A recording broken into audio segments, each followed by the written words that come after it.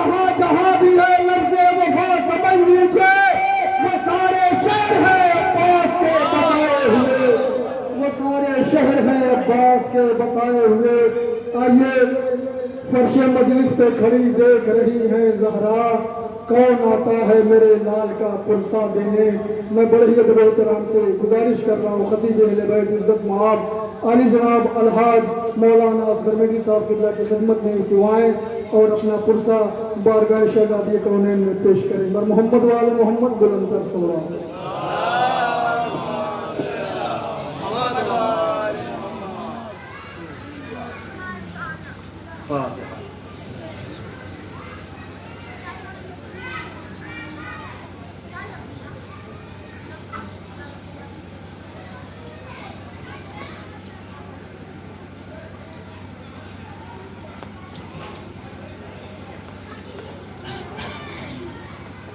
لا حول ولا قوة إلا بالله العلي العظيم۔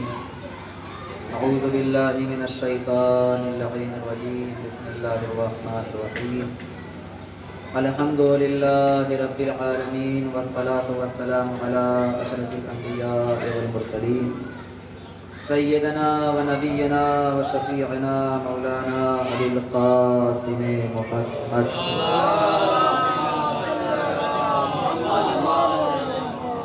آلہ الطیبین الطاہرین المعصومین المظلومین المنتخبین المنتجبین، ولعنۃ اللہ علی اعدائہم وغاصبی حقوقہم ومنکری فضائلہم ومسائلہم اجمعین من الآن الی قیام یوم الدین۔ اما بعد، فقد قال رسول اللہ صلی اللہ علیہ وآلہ وسلم، ھذا حسین فاعرفوہ وفضلوہ وانصروہ۔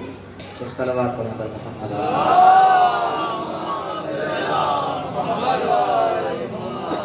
رسول اکرم کی بہت ہی مشہور و معروف حدیث ہے جس کی تلاوت کا شرف حاصل کیا ہے۔ الوداعی تقریر ہے۔ عموماً الوداعی تقریر میں فضائل نہیں پڑھے جاتے، مگر ثواباً دو تین جملے پیش کرنا ضروری سمجھتا ہوں۔ رسول خدا اپنے چھوٹے نواسے حسین کے حوالے سے فرما رہے ہیں، ھذا حسین فاعرفوہ، کہ اے دنیا والو یہ میرا حسین ہے، اسے پہچان لو۔ وفضلوہ، اور اس حسین کی فضیلت کو سمجھو۔ وانصروہ، اور اس حسین کی ضرورت کے وقت مدد بھی کرو۔ یہ جلوس عزا کہ جو اپنے روایتی انداز میں ابتدا سے لے کر انتہا تک جاری اور ساری رہ چکا ہے،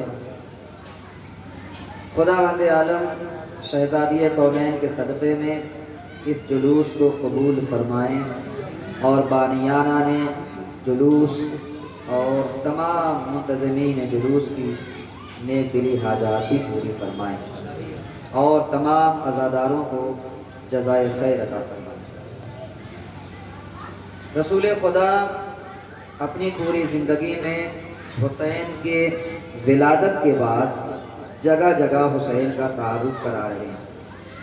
کبھی خطبہ توڑ کر حسین کو پہچانوا رہے ہیں، کبھی پشت پہ سوار کرا کے حسین کو پہچانوا رہے ہیں، اور کبھی آغوش میں اٹھا کے حسین کو پہچانوا رہے ہیں۔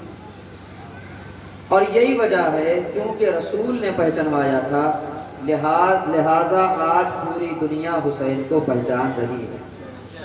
اگر کوئی اور پہچانواتا تو ہو سکتا ہے کہ دنیا پہچانتی یا نہ پہچانواتی، لیکن کیونکہ اللہ کے رسول نے پہچانوایا ہے، لہٰذا آج پوری دنیا جانتی ہے کہ حسین کیا ہے، حسینیت کیا ہے، یزید کیا ہے، یزیدیت کیا ہے۔ حسین نے 28 رجب کو انکار بیعت کیا، یزید نے 28 رجب کو یہ کہہ دیا کہ اگر حسین بیعت نہیں کرتے ہیں تو یا تو ان کا سر قلم کر دو یا پھر انہیں مدینہ چھوڑنے پر مجبور کر دو۔ حسین نے مدینہ چھوڑ دیا۔ اب حسین کے پیش نظر فقط ایک چیز ہے اور وہ یہ ہے کہ اسلام کو بچانا ہے۔ 28 رجب کو حسین کیوں نکلے؟ اس لیے نکلے تاکہ اسلام کو بچایا جا سکے، قرآن کو بچایا جا سکے، کعبے کی حفاظت کی جا سکے۔ لہٰذا حسین نے چھوٹا سا قافلہ تشکیل دیا اور 2 محرم کو وارد کربلا ہو گئے۔ آج جو حالات چل رہے ہیں، جیسے ماحول ہیں، انہیں دیکھ کے ایسا لگتا ہے کہ آج کا مسلمان خطرے میں ہے، آج کا اسلام خطرے میں ہے، آج کے لوگ خطرے میں ہیں، اور اکثر لوگ یہ کہا بھی کرتے ہیں کہ اسلام خطرے میں ہے۔ لہٰذا سوچ سمجھ کے قدم اٹھانا چاہیے، سنبھل کے بات کرنی چاہیے، سنبھل کے زبان کھولنی چاہیے۔ میں ایسے لوگوں سے یہ کہنا چاہتا ہوں کہ میرے عزیزو، آج اسلام کو خطرہ نہیں ہے، مسلمان کو خطرہ ہے۔ آج اسلام کو خطرہ نہیں ہے، مسلمانوں کو خطرہ ہے، اس لیے کہ اسلام کو خطرہ تھا مگر 10 محرم سے پہلے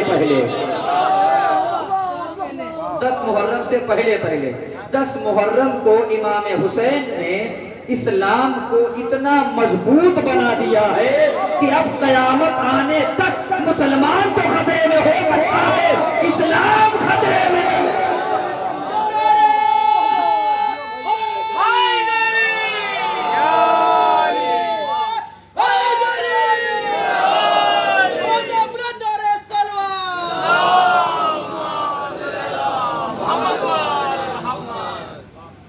مسلمان کو خطرہ ہے۔ اسلام تو اللہ کی نگرانی میں، اسلام کا سرپرست خدا ہے، وہ اسلام کو بچائے گا۔ آپ اسلام کی فکر نہ کریں، آپ خود اپنی فکر کریں کہ آپ کو کیسے بچنا ہے، آپ اپنے آپ کو کیسے بچا سکتے ہیں۔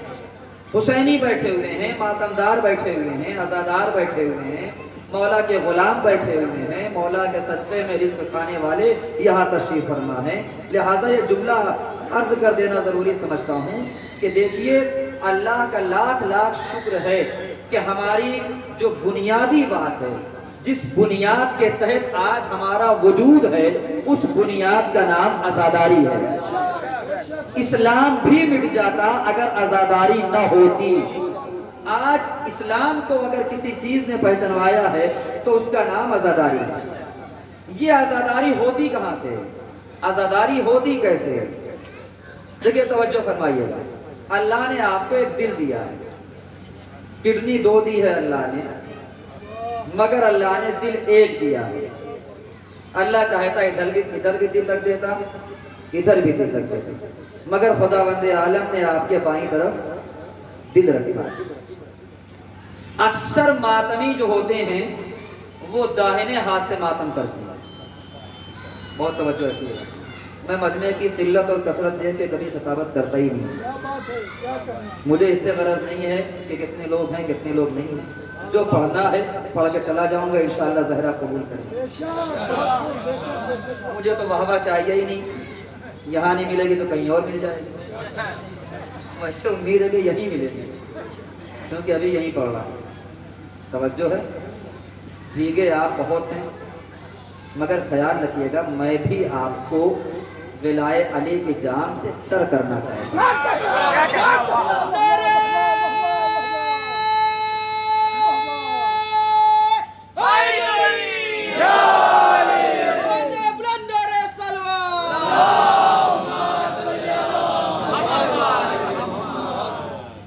تجربے کار چہرے موجود ہیں، پڑھے لکھے افراد تشریف فرما ہیں، صاحبان نظر کی نظریں میری طرف متوجہ ہیں۔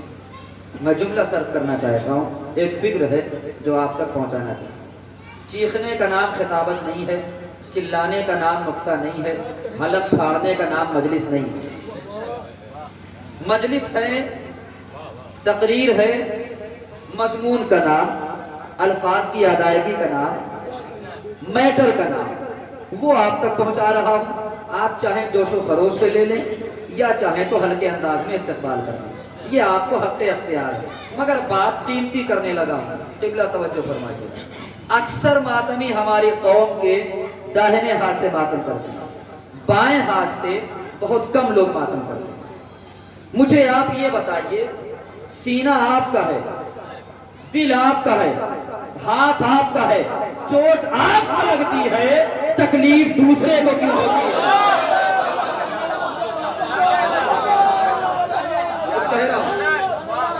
کچھ کہہ رہا ہوں میرے عزیزوں، سینہ آپ کا، ہاتھ آپ کا، کلیجہ آپ کا، محنت آپ کی، پسینہ آپ کا، خون جگر آپ کا، دل آپ کا، یہ دوسروں کو کیوں زخم لگتا ہے؟ یہ دوسروں کو کیوں تکلیف پہنچتی ہے؟ اب میں ایک مرحوم بہت بڑے خطیب پاکستان کے علامہ طالب جوہری صاحب کا یہاں پہ ایک نقطہ پڑھ رہا ہوں، اللہ انہیں اس جملے کا ثواب دے۔ وہ کہتے ہیں کہ حسین کے عزادارو، جب تم ماتم کرو، جملہ سننا عزادارو، جب تم ماتم کرو اور سینے پہ چوٹ لگے تو ہلکے نہ مارا کرو، جیسے چوٹ بڑھتی جائے ویسے تیز مارتے جاؤ، اس لیے کہ جب تم سینے پہ ہاتھ مارتے ہو یہ تمہارے سینے پہ نہیں لگتا، یزید کے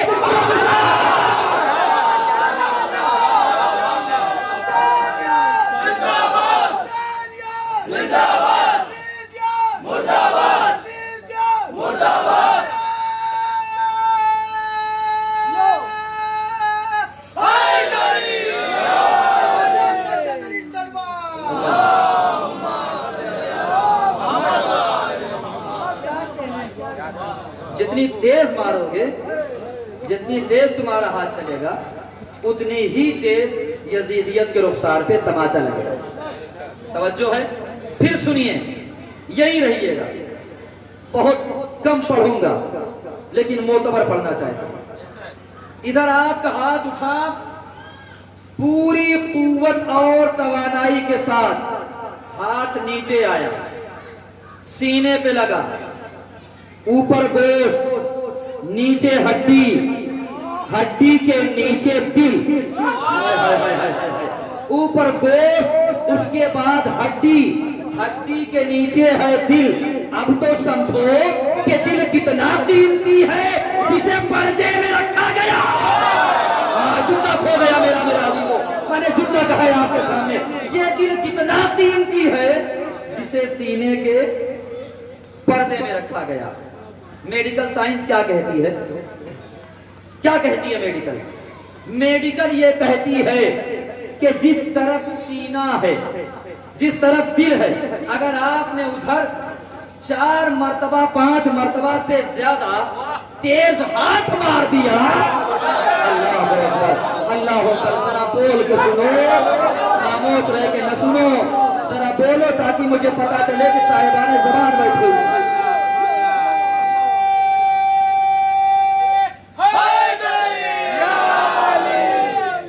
امام کہتے ہیں بولو تاکہ پہچانے جاؤ، بولو تاکہ پہچانے جاؤ۔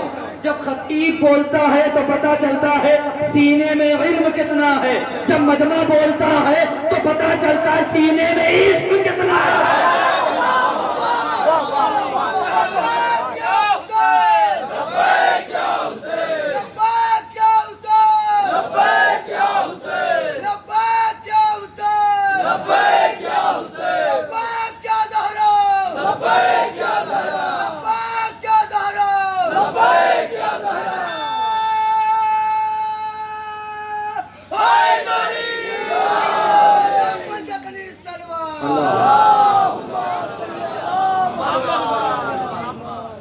آپ ہاتھ مارتے ہیں نا سینے پہ، مگر مجھے انصاف سے بتائیے، کبھی آپ کے دل کو تکلیف ہوئی؟ کبھی آپ کے دل کو ایذا ہوئی؟ اگر بہت تیز آپ 5 مرتبہ سے زیادہ ہاتھ ماریں تو ڈر ہے کہیں اٹیک نہ ہو جائے، کہیں آپ کے دل کی حرکت نہ بند ہو جائے۔ اب سمجھے آپ کہ جو میڈیکل سائنس کو فیل کر دے اسے حسین کا ماتم کہتے ہیں۔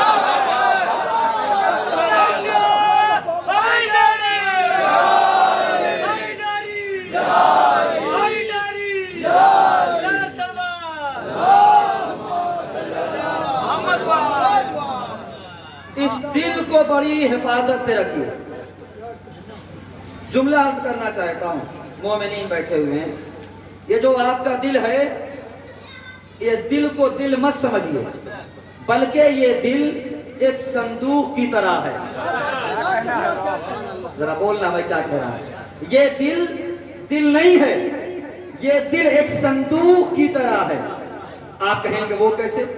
میں نے کہا اس طریقے سے کہ صندوق کا کام یہ ہوتا ہے کہ جب کوئی بہت قیمتی شے محفوظ کرنی ہو، اس کی حفاظت کرنی ہو، تو اسے صندوق میں رکھا جاتا ہے۔ 10 کا نوٹ ہوگا، آپ تاک پہ رکھ دیں گے، ٹینشن نہیں ہوگا۔ سنیے سنیے اچھے سے سنیے، 20 کا نوٹ ہوگا، آپ نکستے پہ رکھ دیں گے، ٹینشن نہیں ہوگا۔ 50 کا نوٹ ہوگا، آپ کہیں اور رکھ دیں گے، ٹینشن نہیں ہوگا۔ مگر جب وہی 20 2000 میں بدل جائے،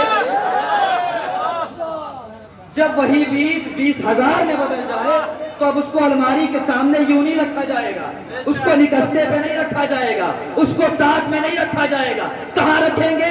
نوکر کے حوالے کریں گے، باہر سے لاک کریں گے، یا پھر صندوق میں رکھیں گے۔ میں نے کہا میرے بھائی جیسے آپ نے 20 کا نوٹ یہاں تاک پہ رکھا، ویسے ہی 20,000 یہاں رکھ دیجئے۔ کہنے لگے مولانا مسئلہ یہ نہیں ہے کہاں رکھنا ہے، جو چیز قیمتی ہے وہ بتائے گی کہ اسے کہاں رکھنا ہے، اسے کہاں رکھنا ہے، اسے کہاں رکھنا ہے۔ میں نے کیا کہا کہ یہ دل صندوق کے مانند ہے، صندوق کا کام یہ ہے وہاں پہ قیمتی شے کی حفاظت کی جاتی ہے۔ اب اس دل سے بڑا صندوق کیا ہوگا جس میں قیمتی شے کا نام محبت حسین۔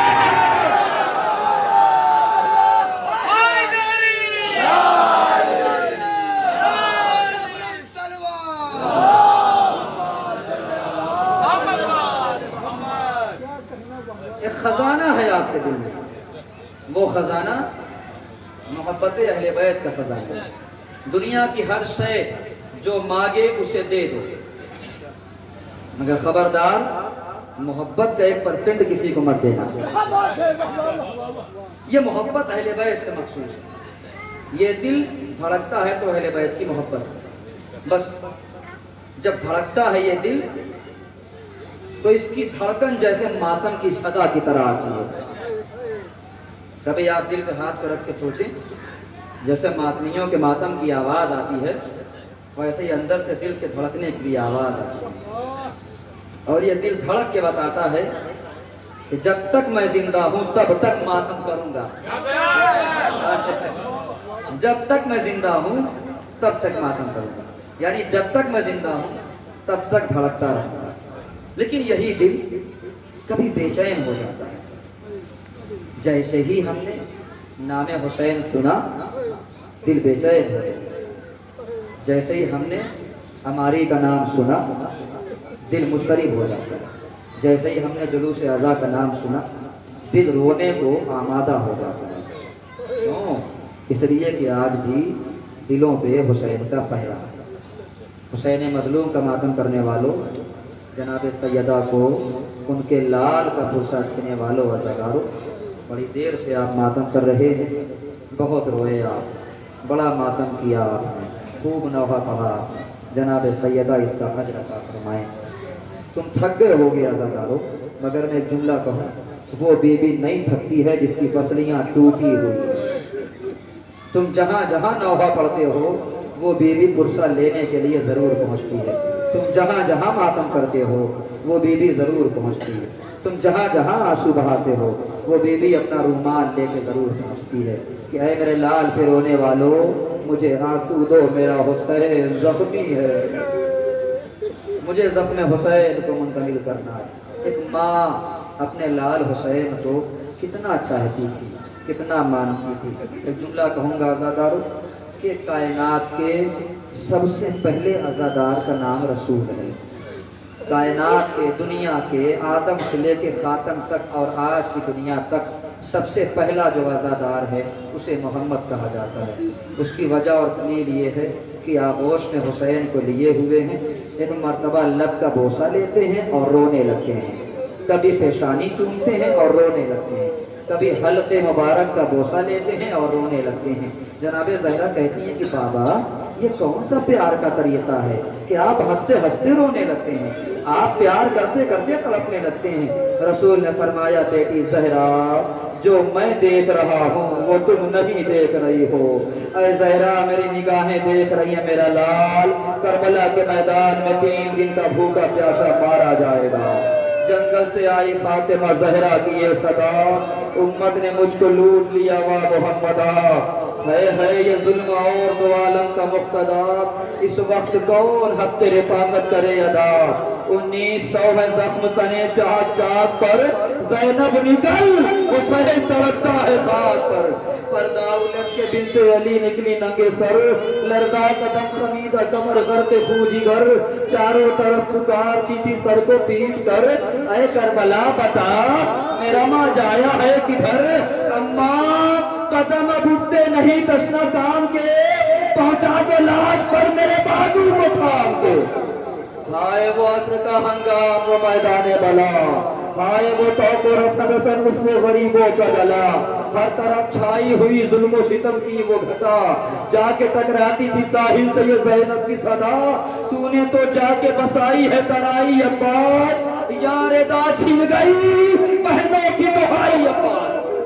آزادارو رونے میں بخل نہ کرنا آزادارو، ایسے رو جیسے کوئی ماں اپنے جوان لال پہ روتی ہے، جب تم بلند آواز سے روتے ہو نا تو ایک ماں دعائیں دیتی ہے، اے پروردگار میرے لال پہ رونے والے کو سلامت رکھنا۔ بس مصائب کی آخری منزل تک آنا چاہتا ہوں آزادارو، آبی سے جب وطن میں کسی نے کیا طلاق، گزرے کہاں ہے زیادہ ستم تم پہ یا امام، مولا نے 3 بار کہا شام شام شام، پوچھا مولا کیوں؟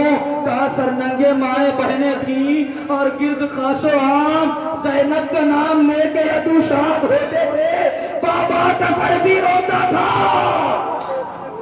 اور ہم بھی روتے تھے۔ آزادارو سید سجاد سے جب پوچھا گیا کہ مولا کس منظر نے آپ کو زیادہ رلایا، تو میرا مولا یہی رو کے کہتا تھا میں 2 منظر کبھی نہیں بھول سکتا، ایک اپنی ماں بہنوں کی بے پردگی کا منظر اور ایک اپنی سکینہ کے جنازے کا منظر۔ مجھے بس ایک جملہ پڑھنا ہے، زیادہ نہیں پڑھوں گا۔ آپ رو چکے ہیں زینب کی بے رضائی، آپ زینب کی اسیری کو اس کے پہلے گریا کر چکے ہیں، تقریریں آپ نے سنی ہیں، آپ رو چکے ہیں۔ بس میں مولا سجاد کا دوسرا جملہ پیش کرنا چاہتا ہوں کہ میں وہ منظر نہیں بھول سکتا کہ جب مجھے بے انتہا چاہنے والی میری بہن سکینہ مجھے یکو تنہا چھوڑ کر چلی گئی۔ سنو گے کلیجے پہ ہاتھ کو رکھو، جملہ جو کہنا چاہتا ہوں۔ حسین نے کربلا کے میدان میں 70 لاشیں اٹھائی، 70 جنازے اٹھائے ہیں، اس میں سب سے چھوٹا جنازہ علی اصغر کا تھا۔ جملہ سننا، سن کیا تھا؟ 6 مہینے کی عمر ہے، 6 مہینے کا سن ہے۔ راوی کہتا ہے بڑوں کا لاشا جب حسین نے اٹھایا تو تھکے نہیں، مگر جب علی اصغر کا لاشا اٹھایا تو حسین تھک گئے، کبھی آگے بڑھتے ہیں کبھی پیچھے ہٹتے ہیں۔ اسی حسین کا بیٹا سید سجاد زندان شام میں آپ نے جو لاشا اٹھایا وہ سکینہ کا لاشا تھا، 4 سال کی بہن کا جنازہ تھا۔ جنازے کو اٹھایا اور ایک مرتبہ کربلا کا رخ کر کے کہا بابا مجھے معاف کر دینا، اصغر کا لاشا اٹھانا آسان تھا، بدے ہاتھوں سے سکینہ کا جنازہ۔ جزاک اللہ، جزاک اللہ، خدا کوئی غم نہ دے سوائے غم مظلوم کربلا۔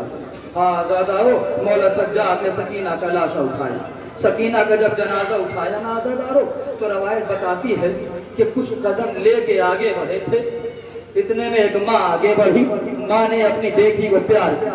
کچھ قدم آگے بڑھے تھے، ایک کھٹی آگے بڑھی، اس نے اپنی بھتیجی کو پیار کیا۔ اب مولا سجاد کا صرف ایک مقصد ہے کہ کسی طریقے سے اپنی بہن کو سپرد خاک کر دوں، اپنی بہن کو قبر کے حوالے کر دوں۔ اللہ نہ کرے کہ کسی بھائی کو وہ منظر دیکھنا پڑے جو سید سجاد نے سکینہ کا منظر دیکھا ہے۔ روایت بتاتی ہے آزادارو کہ جب لاشے کو اٹھایا اور قبر کے حوالے کرنے لگے نا کہ ایک مرتبہ کمر کے لنگر نے ایسا زخم پہنچایا، میرا مولا سیدھے کھڑا ہو گیا، زینب نے سہارا دیا، سید سجاد نے قبر کے حوالے کیا، 2 ہاتھ برآمد ہوئے، اے میرے لال سید سجاد میری یتیمہ کو میرے حوالے کر دو، اے میرے لال میں سکینہ کا انتظار۔ انا للہ وانا الیہ راجعون وسيعلم الذين ظلموا أي منقلب